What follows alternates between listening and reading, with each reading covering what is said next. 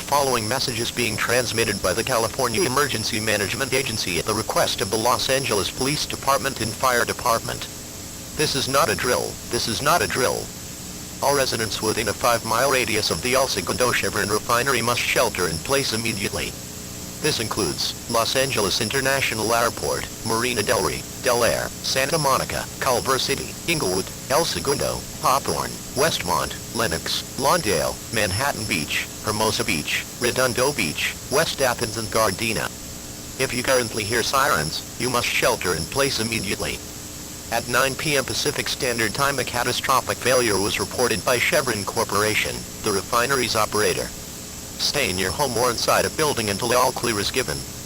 Otherwise, follow these instructions. Stay inside of your home or building. Do not use the water from the tap as tap water may be contaminated, and make sure HVAC units are off even when the power's out. Residents and citizens are advised to stay away from the Segundo Chevron Refinery.